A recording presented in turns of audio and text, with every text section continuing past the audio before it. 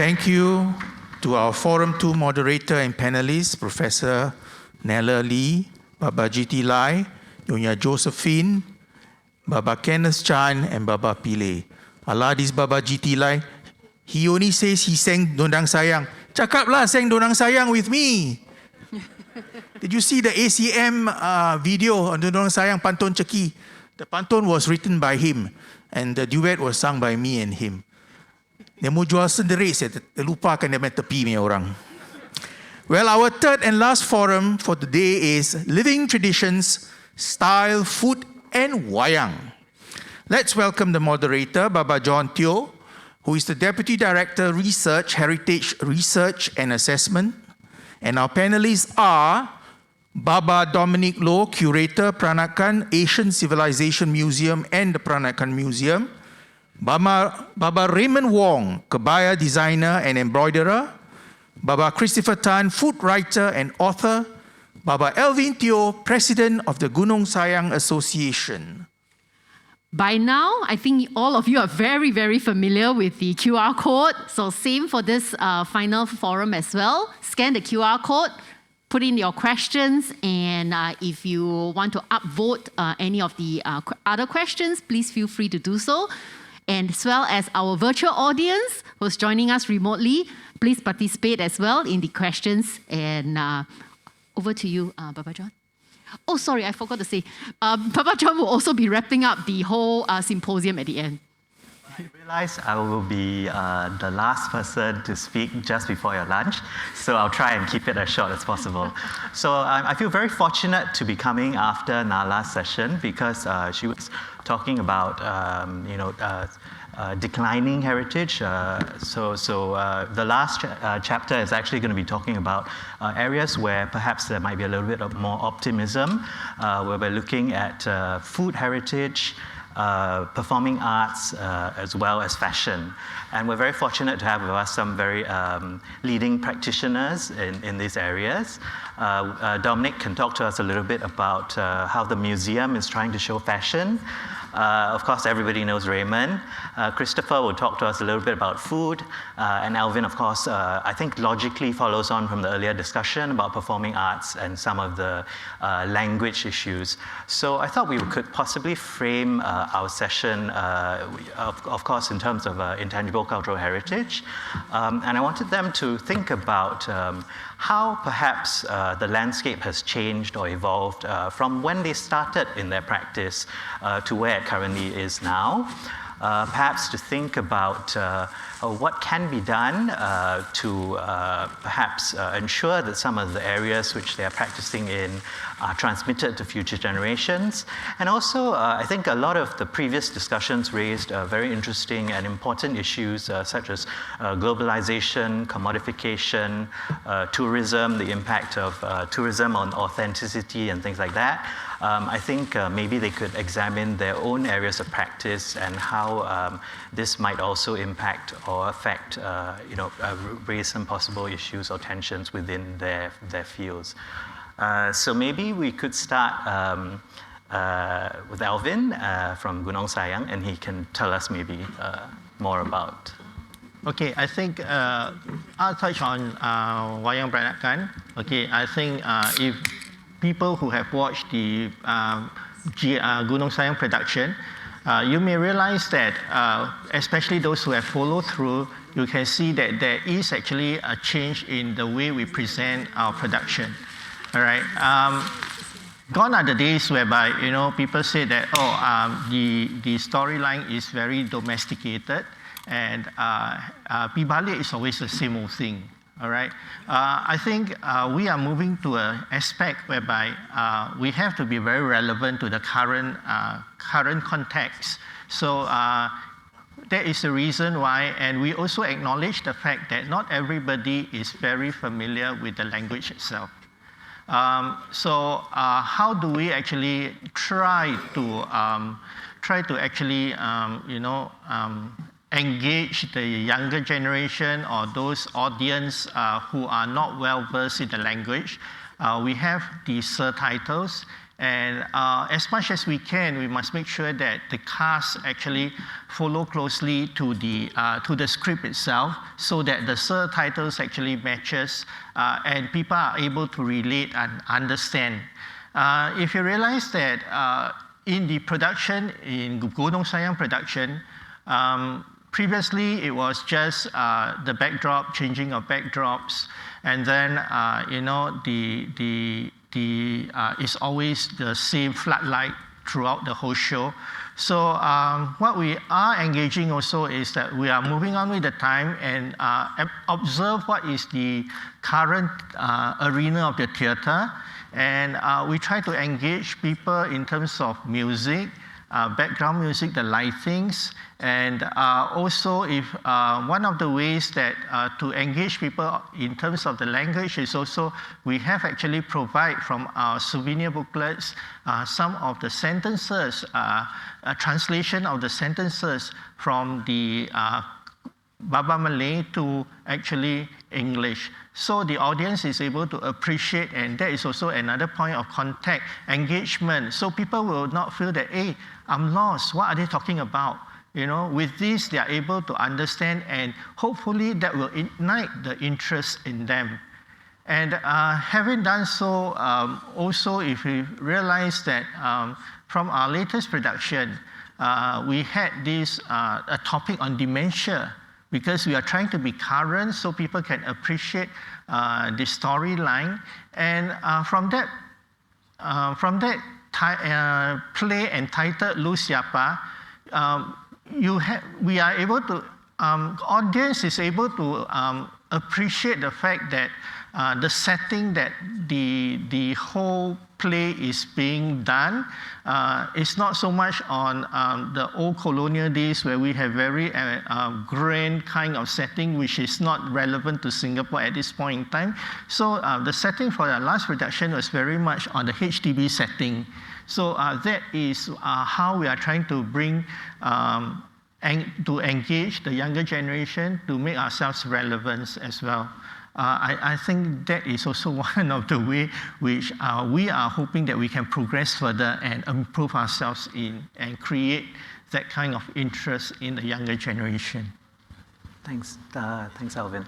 So maybe you can move on to Dominic, and he can share with us a little bit about how TPM, another plug, is planning to showcase fashion. Good morning to you all. I will be briefly introducing the Peranakan Museum's approach to fashion. The Peranakan Museum, as many of you would already know, explores the art and culture of the Peranakan communities in Southeast Asia, namely the Chatti Malakan, the Chinese Peranakans, and the Jawi Peranakans. Established in 2008, the Peranakan Museum is part of the Asian Civilisations Museum, which is today Singapore's National Museum of Asian Antiquities and Decorative Art. We are currently closed for renovation, as Kenny mentioned earlier today, but we'll be reopening in early 2023 with new galleries, 9 in fact, showcasing the rich cultural traditions and the distinctive visual arts of the Peranakan communities, ranging from beadwork and embroidery, furniture, batik, to jewelry, ceramics, and fashion. Together with these elements, we'll be presenting also community interviews, contemporary expressions, and family histories.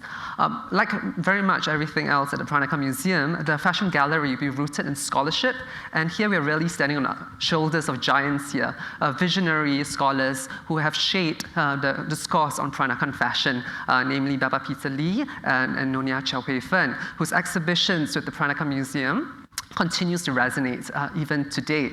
Credit must also be given to Baba Edmund Chin, who was the very first to present Peranakan dress as fashion at the National Museum way back in 1993 with his exhibition Gilding the Phoenix. Building on this foundation, the fashion gallery at the Peranakan Museum will trace and explore the wide array of dress and accessories worn by Peranakans over 200 years, which reflects the diversity of their personal tastes, as well as their access to global trade networks and the bustling cosmopolitan port cities of Southeast Asia. We will also be tracing the stylistic and cross-cultural evolution of the sarong kebaya and the baju, but also to look beyond that, beyond the baju and the sarong kebaya, at other forms of dress that the Peranakans embraced. In addition, with elements like accessories, handkerchiefs and slippers, where they will be seen in a new light, not just as objects of ceremony and ritual, but also as objects of desire and fashion. Menswear would be included for the very first time at the Peranakan Museum, and this is a category often overlooked. And finally, we are not only interested in fashions of the past, but also the fashions of today, by shining a spotlight on contemporary fashions, as well as interpretations of Peranakan style, or as what Baba Kwa Chongwan mentioned earlier today, as reinvention of the barang-barang imagined past. And so we hope that with Peranakan culture in general, it is clearly a living culture. And so with fashion, it should similarly evolve accordingly with this particular living culture. And finally, the Peranakan Museum is part of the Asian Civilisations Museum, and so we champion the concept of Asia in fashion. This is a concept that was developed by Nyonya who is a senior curator of fashion and textiles, together with our director, Kenny. And it's a very interesting concept, which unfortunately I do not have time to delve into, but I thought to highlight one particular aspect of this conceptual framework that I think would be useful to our discussion today, and especially in light of what Baba Kwa Chongwan mentioned earlier, some of the issues that he had delineated. And that is the necessity to kind of look at both contemporary and historical fashions at the same time. And this is really because fashion, in its very definition, you have change in the concept of the now, the contemporary, that's inherent to the very definition of fashion. And as we all know, that traditionally the discourse on fashion tends to be kind of biased towards the West. And in this scheme of things, Asian dress is more often than not regarded as static and unchanging, and hence excluded from the category of fashion and its associations with modernity and civilization. So at the Peranakan Museum's Fashion Gallery, we do not wish to perpetuate such myths or narratives, but instead to offer the museum's collection as a resource and inspiration for the creatives of today to pave the way and to lead us into the fashions of tomorrow. Thank you. Great. So I think logically it flows on to Raymond to talk about how traditions have been evolved over time and in his own practice. For me, right, when we work with our clients' needs, we always have to consider things like traditions versus modernity. For instance, most people would think that the kebaya has to be worn traditionally, where you have to fold it. But the thing is, if you put it to the younger generation's context today, they may find it very difficult to wear the sarong, let alone to walk in the sarong properly. So can you imagine that a lot of the young people, they are quite afraid of wearing the kebaya because there's quite a lot of restrictions to the ease of movement. So in this case, as a new generation business owner, when we do kebayas, we try to think in the context of making it convenient and comfort of wearing to our customers. So for example, like traditionally the krongsangs are used functionally as a jewelry and as a button to pin up your clothes. But today, most young people find it so difficult to even pin it up that we even have to put snap buttons for them, put in place for them, then they put the krongsangs on. So that's because they find that it's so difficult to put it on. It's not like you're doing it every day. You're only doing it once in a while. So we have to always think of this kind of things for our younger generation at all times, in fact. Yeah. Yeah. So it's a relevance, ease of wear, comfort. Yes. Yes. How have you modified perhaps some of the traditional designs? Over the years, I've done quite a bit of stuff. For example, adding crystals and sequins on beadwork is nothing new. There are some kebaya designers have done that before, but for my take is when I add it, I want to augment the beauty of the embroideries, but not overcrowding it. So sometimes you have to use your own taste in fashion and style to actually meet your customers' requirements. So for example, when I first put crystals to augment the beauty of the embroideries in the beginning, I do receive a lot of backlash from some Peranakan ladies. They'll say that you are adulterating our kebaya. Because Peranakan kebayas will have no beadwork or crystals up there. You're making it into a Malay dress, which I don't think it's wrong. Because there are young people that come to my shop and they said, hey, I'm getting married, all my friends are going to wear kebaya, and my relatives too, so I need to have a good kebaya. But the thing is, if your family comes from a Peranakan family, you'll notice that some of the older bibis, they would have custom-made kebayas even more beautiful than what you can buy off rack. So the only way is to put crystals, and we'll tell them, say, hey, by putting crystals on top, you are already very sparkling and bright that nobody will outshine you. And this gives them confidence. You need to change their mindset slowly. And of course, earlier on we talked about commercializing. Of course, as business owners like ourselves, we always have to think about business sustainability. It's unlike educators like yourselves, where you always think of how to maintain the culture as it is and stuff. But you always overlook the situation of business sustainability. At the end of the day, businesses like us need to always be on the ball, observing what is the changes around the market and meet the requirements of the customers. That I have to, for example, the girl getting married, then you have to aim how to expand the market. For instance, I'll say, hey, Bibi, you want to wear kebaya crystals or not? And of course, the mother will often say, no, I don't want to oversteal the attention of the bride. But that's where you have to change the mindset and say, hey, Bibi, if you don't put crystals on your kebaya, then nobody will know who's the bride in the sea of kebayas over there. And this is how you slowly change the mindset. And of course, I've done crazy things like I've made kebayas totally sleeveless, into halter cut, because we do have customers telling me that the reason why they don't wear kebayas is because wearing long sleeve in our Southeast Asian humid climate is really very uncomfortable, and they start perspiring a lot. So, of course, for me as a kebaya maker, I would think that this is a bit off the board. But at the end of the day, when I was in Bangkok many years back and been to Queen Sirikit Museum and happened to see her full collection, that's where the name Pierre Baumann appears in my mind again.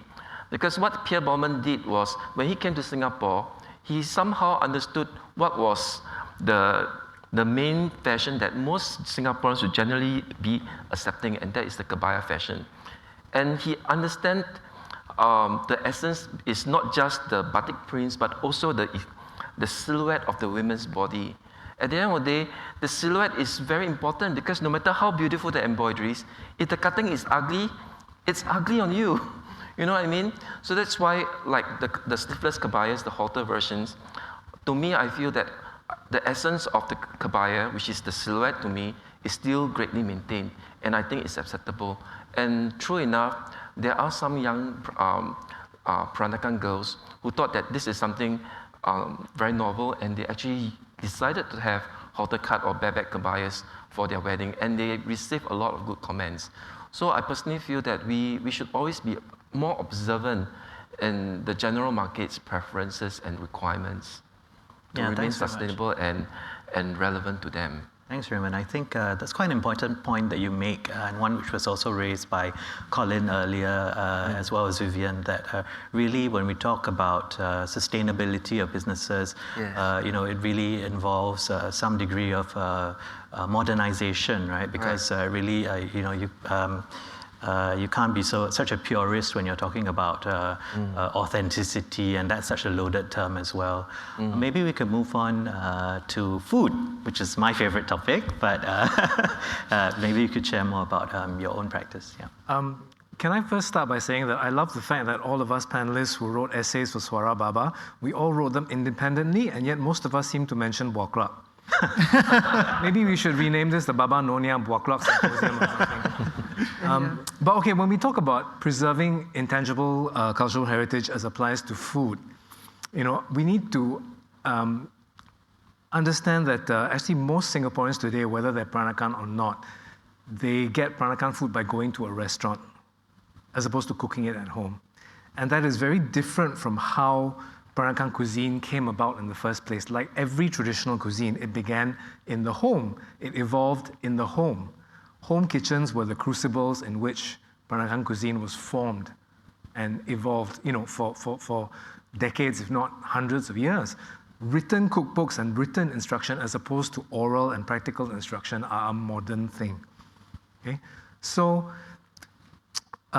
if we want Peranakan cuisine to survive and thrive and progress it's important that we not just be consumers, not just be curators, whatever that word means anymore, but to be creators.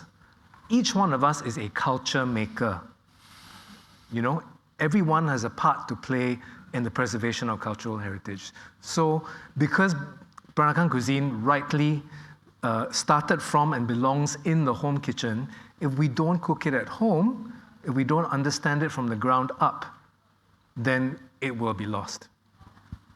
You know, the difference between going out to eat Peranakan food in a restaurant, cooking it at home, restaurants have to, as Raymond mentioned, the financial pressures on a restaurant and the sociological pressures on a restaurant to keep up with trends and keep up with restaurant guides is very different from the home kitchen. Restaurants have to deal with a lot more things than home cooks have to deal with. Home cooks potentially, especially if we're all stuck at home nowadays, potentially home cooks have the more time to spend on the cooking, and they're able to choose the ingredients they want, you know. And so it's just a different thing. Food is a language too. You know, cooking is a language. We express our emotions, we express our heritage, we express our life experience and perspectives through our cooking. So restaurant food language is a different language from home cooking language. And if you want to experience and eat Peranakan cuisine without cooking it yourself, it's the difference between reading the synopsis of the wonderful matriarch's play from today. It's the difference between reading what you have in your goodie bags, that synopsis, and then actually understanding every word that G.T. Lai was saying in the original language. You know? I mean, I really like the idea that we are all culture makers, but you know, the reality nowadays is that everybody, most of the time, when not working from home, actually has to go out and do a job. You know, probably both the parents are out, so very few people actually have time to cook at home. So how do you think it's possible to try and overcome? When I teach, I'm a cooking instructor, is one of my many day jobs, and when I teach Peranakan dishes, I always make sure to talk about the thinking behind the dish, and so it's not just a recipe; you're passing on a way of looking at food, and I feel that too often, whether they're Peranakan or not, too often people refer to Peranakan cuisine as being laborious, and I don't like the word laborious. Okay, the word laborious. Labor of love. Maybe it's a labor of love. Yes, I know exactly. that sense, yes, that I can accept. But sometimes the word laborious connotes that it's not worth the effort. Yeah. It's tedious, right? I like to use the word effortful because what you put into it, the effort you put into it, you harvest back in terms of the food quality. So the food is worth the effort. And I think we just need to remind everyone of that. Yes, we don't have time. We have to use our time intelligently, but food is absolutely worth the effort that you put into it. Thanks very much. So I think in the interest of time, we should move on to the Q&As. The question which has the most votes at this point is, what are the common mistakes you always see when people wear kebaya? I guess I'll have to address this to either Raymond or Dominic. Okay, I think I'll try to answer that. To me, right, there is no mistakes. Because at the end of the day, when I introduce the younger generation to wear kebaya, of course I'll teach them how to match the kebaya with the sarong, with the right color matching, and how to wear the krongsangs. Of course, I'll teach them everything. But the thing is, when it comes to the modern times, businesses like us, we always want customers to always come back. So we will always teach them how to do creative thinking on how to accessorize the kebaya's ensemble with their modern clothes. It's just like many years back, my sister bought a very expensive branded bag. I wouldn't say which brand. And it cost about 3,000 plus, and I was saying, why you buy such an expensive bag? And she said, God, don't worry. As long as within the next 6 months, I can use it for certain events, I think it's quite value added already. So that's women's mentality. I'm not too sure about. Not just women. But most women would think that way. So that's why educating the young Singaporeans that, hey, you can wear the kebaya like a bolero. You can wear the sarong with your modern t-shirt as long as it's matching in colors. Or you can even wear a cheongsam and you put your 3 brooches instead of frog buttons on the side. These are all creative ways that people will feel that, hey, I'm actually making full use out of my clothes, that I want to wear them more often because I can't be wearing the same old clothes all the time. So I wouldn't say that there's any wrong way of wearing. It's about how you wear it out to bring the character out from you. As long as you bring a new character out, it reflects your style. You have your own individual style that is different from people. And that makes us more unique and stands out even more. Yeah, I agree wholeheartedly with Raymond. I think at the museum, we don't try to be prescriptive. We are able to tell you how kebayas were worn back in a particular time period, in a particular place. But as to what is correct way of wearing, I think it's really subjective. That's what Raymond said. It really depends on the person. I think that's the beauty of fashion as well, that there's this potential for any individual to assert their own agency in how they wear the particular garment. And I think for kebaya, it should be no exception. And I think this is also something that appears in some of the earlier presentations, how you can't really think of it as a homogeneous, monolithic kind of culture. It's actually very, very different, and it varies over geography, it varies over time, it varies even according to the individual and families. So yeah, I think related to this fashion thing, since we're on fashion and sarong kebaya, there's another question that is, how do you differentiate Malay kebaya and Nyonya kebaya? So again, I guess. Question. For me, the Nyonya kebaya has its strong roots taken from the Indonesian kebayas, so we still have to credit them also. The main difference is the silhouette, because the Nyonya kebaya focuses on the women's body, where it brings out the chest, the waist, and the hips. The next is the embroideries, which you notice that they have very Chinese-like kind of colorful embroideries, imbued together with European-style cut work, and it's matched together with the sarong, batik sarong. And of course, one thing interesting is the batik sarongs are often the Chinese batiks, which in Indonesia they call them batik enchims. And it's because of such designs on the overall kebaya, it gives us a very unique look that we are quite materially different from the Malays, even though that dress is actually a kebaya sarong. Yeah. So it's actually the designs and the motifs that makes us really very different. Yeah. Dominic, anything you want to add? Oh, yes. Actually, Peter wrote quite extensively about this particular topic in his book, Sarong Kebaya, Peranakan Fashion and its International Sources. And I think what he wrote about it was very interesting, because he spoke about the kebaya as this hybrid entity in and of itself that's constantly evolving, that's open to multiple influences. I think this question is more specific to the forms that we see today. But I think for what Peter wrote in that particular book, it's really about how many different cultures participated in the evolution and development of the kebaya. And so it's interesting, and I think it's not just about what differentiates the different forms, but also the shared cultural heritage among the various groups living in Southeast Asia. Okay. One thing interesting about the Nyonya kebaya was that I noticed that a lot of old magazines, especially Hong Kong old magazines, used to feature quite a lot of Hong Kong actresses wearing the Nyonya kebaya for gala events, like an evening gown, or even wear it for formal functions. And it dawned to me that actually, in fact, the Nyonya kebaya has its boundaries not just restricted to the Peranakan Chinese. At one stage, it was even recognized as a formal gown that anybody, if you like it, you have the figure, you just wear it.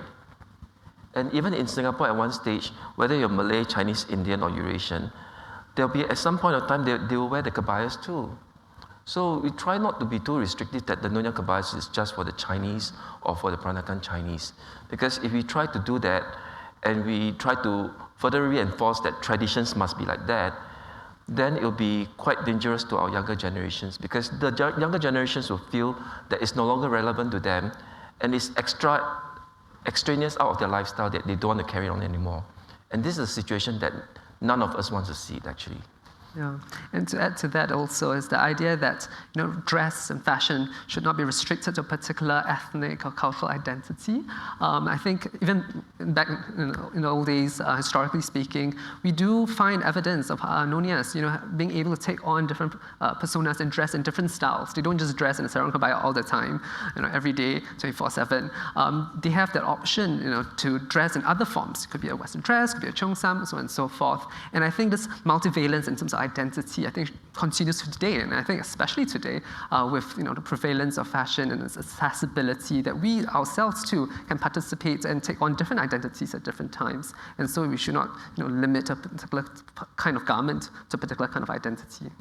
Yeah, I think that really speaks to this modern notions of cultural appropriation and how it kind of leads to this impression that people should only dress how their community is allowed to dress, and you're never allowed to step beyond those boundaries.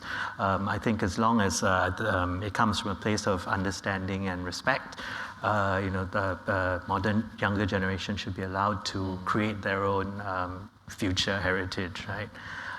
So maybe we can move on to another topic, although fashion is fascinating. There have been a lot of questions relating to food as well. So I was thinking maybe we can address a question on what is an underrated Peranakan food that is almost forgotten? And obviously this is for Christopher. Oh gosh. Underrated Peranakan food that is almost forgotten. So not puakalok.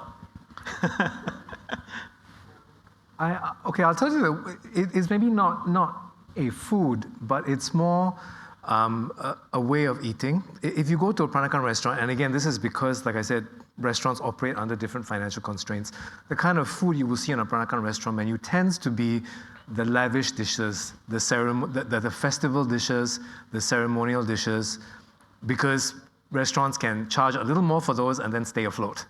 Okay? What we don't see in restaurants, and what some modern day authors are chronicling, like Lloyd Matthew Tan in his Everyday Cooking, is the way we eat at home outside of festival times, outside of special occasions, and the simple dishes, the healthier dishes, which the kind of addresses the earlier question about working people not having the time to cook. Yeah, you have right. Simple, easy simple to soups prepare. and stir fries and steamed dishes. And the way that those fit together into a week's worth of eating, as opposed to just, every time babi panggang and japchae, the time-consuming, lavish dishes. So that kind of simple everyday food is what I think is underrated, and most people who are not Peranakan don't really know about. Yeah, especially those kind of home-cooked food that you only really get to see in your family. Yeah. Like my grandmother Kim Chu, the second day of Chinese New Year, all the old balanced food, she'll just throw them and lump them together and cook in a big pot. For example, like the balanced japchae, then you have like the balanced roast pork. So she'll just throw all the balanced roast pork into the japchae and stew it, and it tastes even better the next day. Yeah, does it have a name? Improvisation. This perspective of reusing leftovers. Yeah. Just in the way you approach ingredients, this is the intangible part that needs to be communicated. This is the intangible part that needs to be passed down and practiced. Because otherwise you won't. Because some of them can be too cheap looking that you may think that it's insignificant. Like we used to have those small little lala with soy sauce, chili, and dark soy sauce. You pour them while they are raw, and after a while when they open, you just eat it as it is. You don't see young people eat that anymore. I don't even see people making it other than our homes also. Yeah. So these are all the quite underrated food actually. Okay, maybe we can move on to the next question. And this one is directed to Alvin, I think. So how do we train new actors in Wayang Peranakan when there is a lack of speakers of Baba Malay? For example, for future Wayang Peranakan, I don't see who can take over from GT line. Yeah. Very big shoes to fill. I think basically what happened is that being trained, if it goes down to an individual as to whether how much time or how much effort you want to put in to be trained for the particular role. We have done actually a couple of production whereby the actresses is unable to speak the language.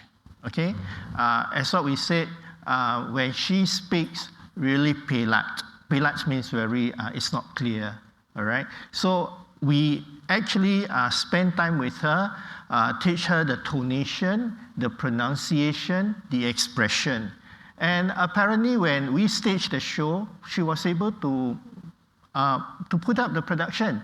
And nobody noticed actually that she actually couldn't speak that language. So, which I feel that if you really have a will, there's always a way to do it. And it's not too difficult because if you're talking about delivery of lines, you just have to make sure that you stick onto the script and get the tonation right. And yeah, so that was the reason why when we put up a production, we would want the cast to stick closely to the script, you know, because when you have a dialogue, it's basically the other party will take the cue from you for the next dialogue and how soon you can reply. So it's a matter of training. It's not too difficult, and we have tried that as well. And taking over GT Line is very iconic, you know. If you're talking about replacement, there's nobody who can replace. Yeah, it's a matter of do we have someone who is willing to take on a role that's like that. Yeah. Okay, maybe we can move on to last few questions because we seem to be running out of time. Related to the commercialization and branding of the culture and its tangible aspects, how can we check ourselves on perpetuating associations with being only for the well-to-do? Sorry, there.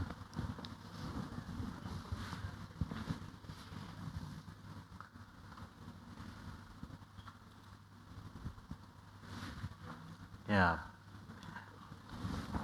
I guess this kind of relates to the idea, maybe Christopher, in your essay about, referring to the essay that you did for Swara Baba, maybe it's the idea that material culture tends, or what we think of as Peranakan material culture tends to be, something that is the reserve of the wealthy, the well-to-do.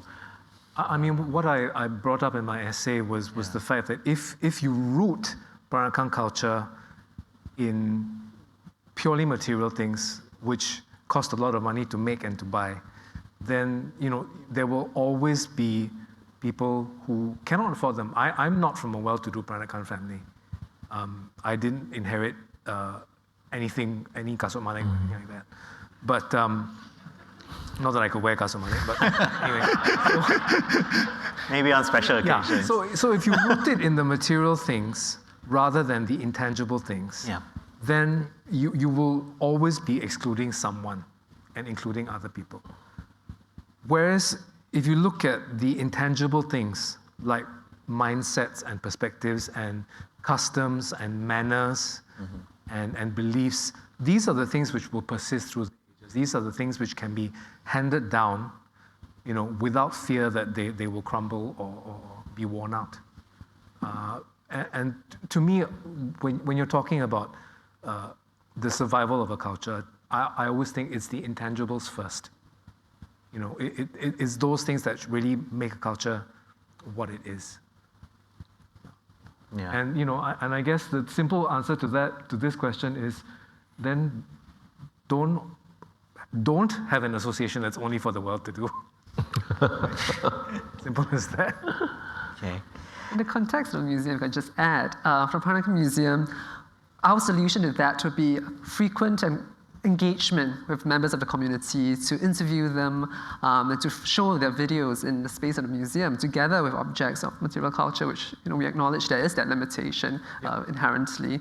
But there are possible ways of going about engaging the community and being able to feature them within the space of the museum, so as to give basically the emphasis on alternative voices, alternative stories, and to allow them to have that space within the museum. Yeah, because I know that one of the struggles, in a museum would be to show things that are the most pretty and the most beautiful, right? Exactly. So, those would tend to be the most expensive things and only reflect a certain demographic or aspect of society. which needs to be broadened, obviously. Exactly. I mean, some objects could be a common denominator to stories that might span the socioeconomic range. And so we try to bring that out within our displays to be able to show that there is that range of stories, that, the commonalities that can be shared across, the socioeconomic spectrum.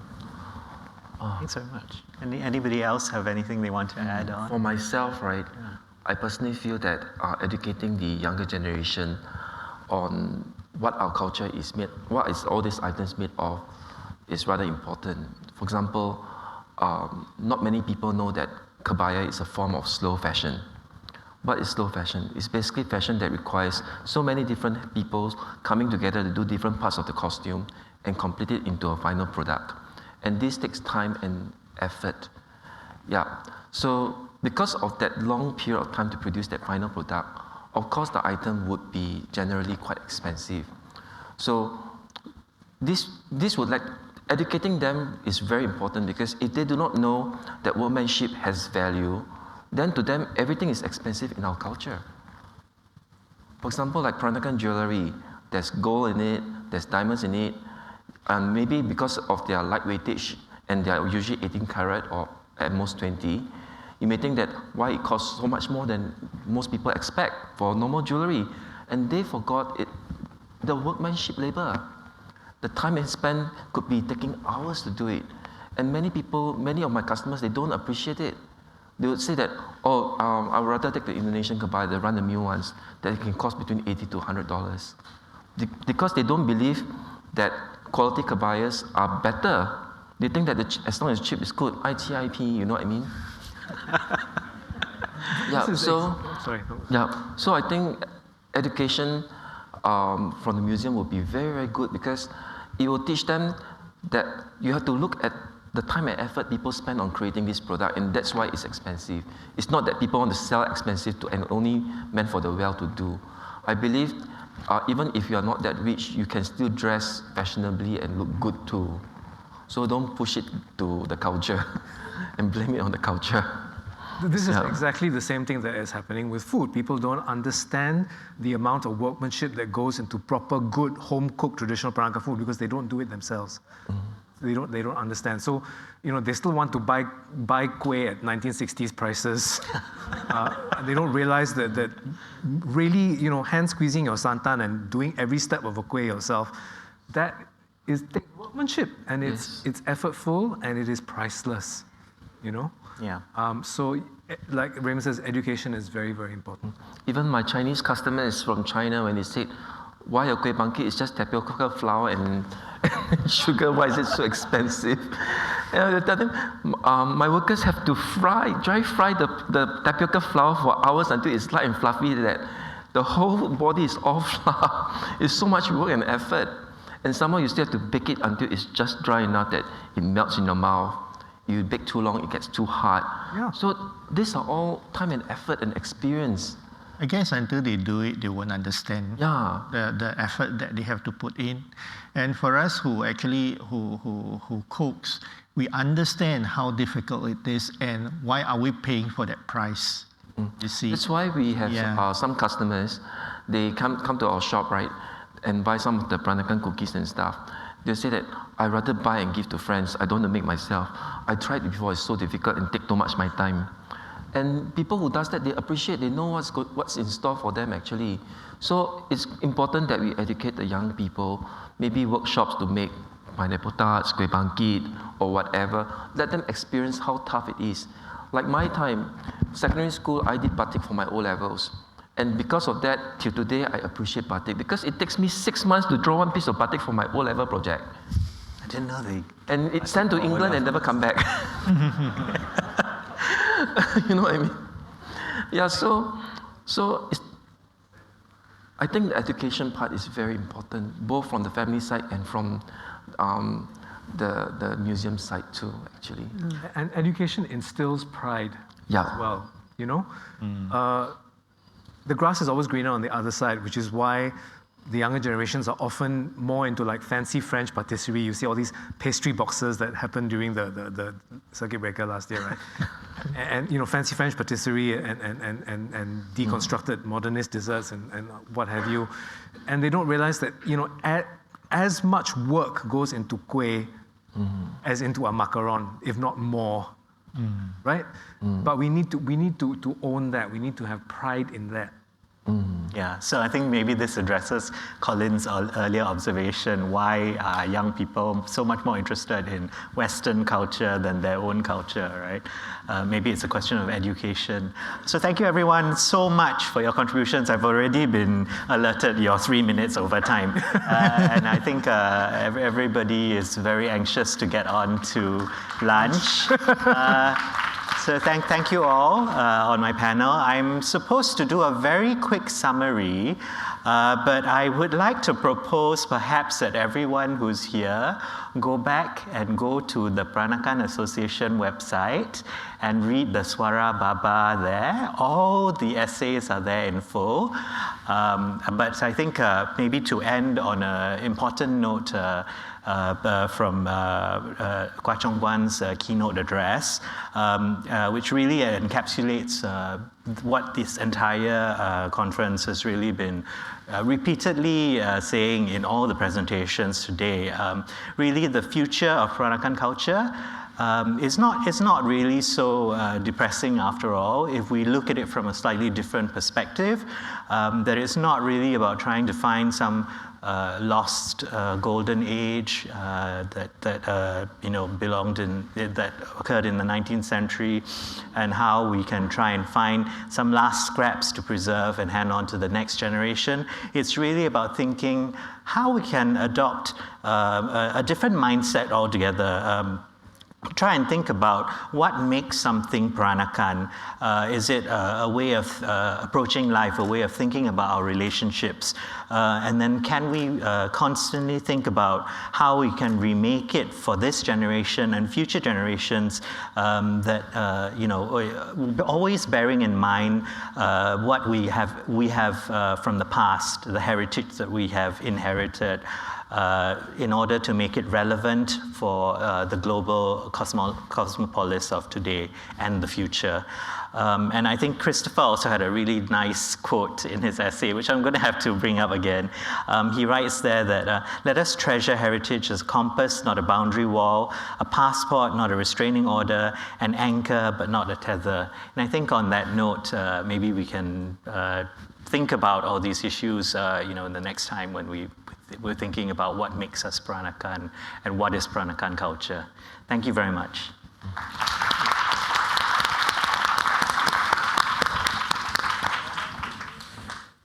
Thank you to you, our Forum 3 moderator and panelists, Baba John, Baba Dominic, Baba Raymond, Baba Christopher, and Baba Alvin.